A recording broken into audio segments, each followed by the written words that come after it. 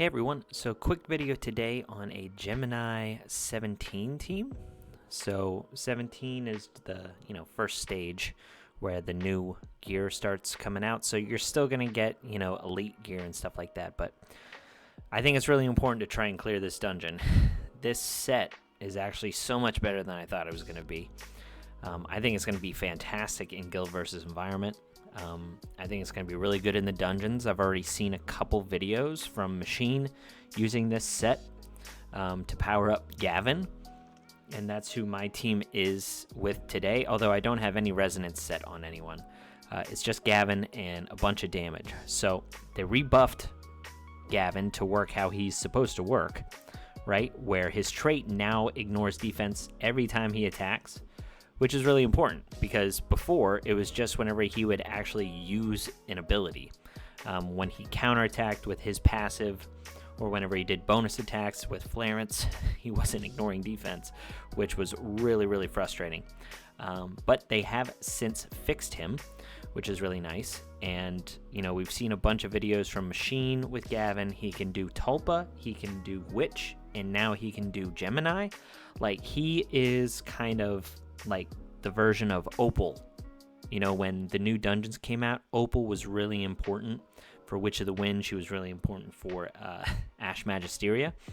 I think Gavin's kind of her.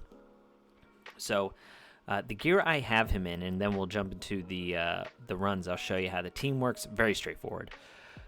These are his stats. Now, his speed, I think, needs to be over 220. But I don't know for sure, but the 223 allows him to go in front of the dragon. I do think that these stats are kind of negotiable. I think you can come down a little bit on him if you don't have the gear. And again, he is just A1, and he's not fully booked, but he does have the kind of good books, right? He's got the crit rate all the way up, and he's got the gear. So he is missing some attack from his speed, which will matter. And then he's also missing additional damage output from his ult. So if you fully book him, which I would make the case that he's worth it now, you can probably come down on the stats a little bit because you'll be getting the additional damage out of his ultimate. So I have him in Assassin. I haven't seen an Assassin proc change the likelihood of a run. But this game is so weird. You'll watch the dungeon for 30 runs and it never fails, and then you do background and you fail 5 times and you're like, what the heck happened? So anyway, this is his gear. He's got some nice gear on. These are endgame dungeons, so this is what you're going to be expecting. But not all of them are glyphed or anything like that, so there is some room for improvement even to these stats still.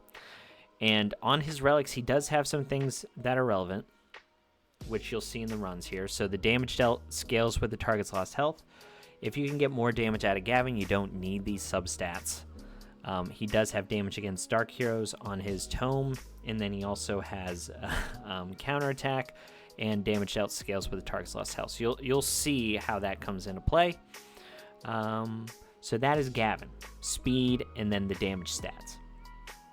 The other hero that we're talking about is Flarence. Flarence is a pretty big staple in most dungeons. So for Flarence, you need enough focus and enough speed. So she's going first in the turn order, and she has 181% focus, but she does have some relics that allow her additional ultimate ability focus. So this ideally would probably be a little bit higher, her focus, just because I think she needs around 200 something to consistently land the defense down spell. So we'll see, with our runs here, if a 30 run we have any fails with this amount of focus. I did it at around 150 and I was watching it and it never failed.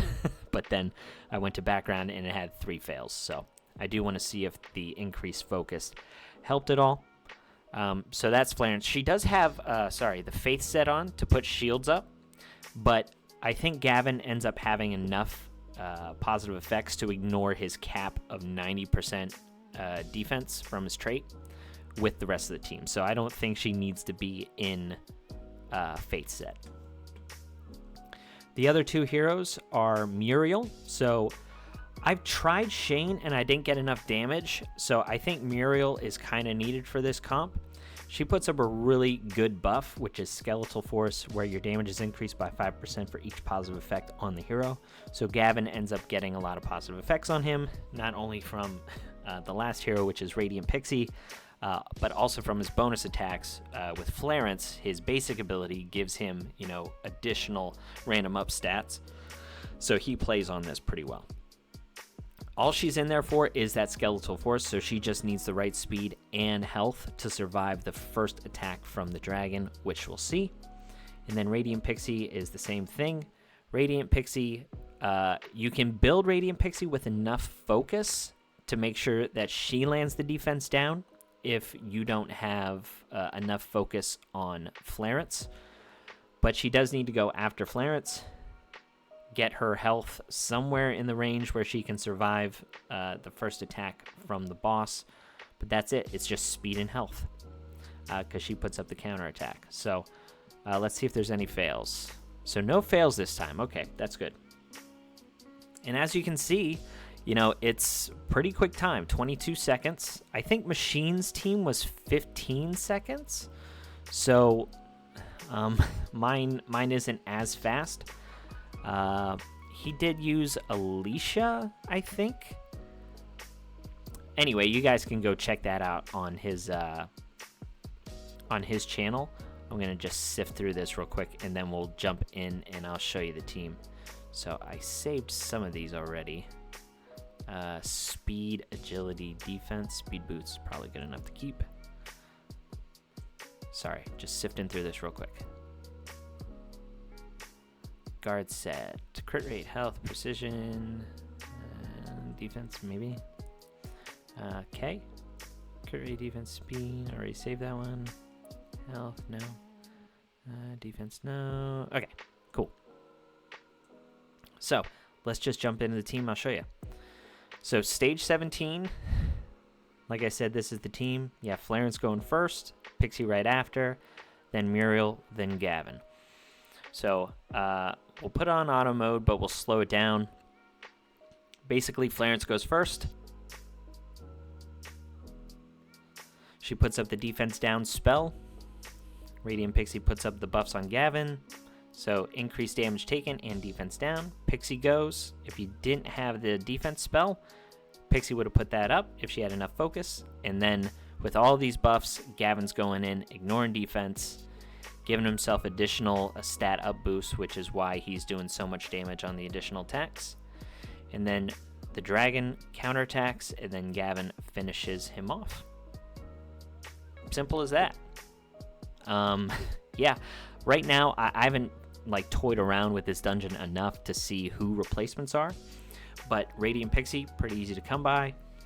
Flarence, if you started somewhere in the middle, hopefully you have her now. If you're an older player, I know we haven't gotten the chance to play around with her or have the guarantee, so you had to have pulled her.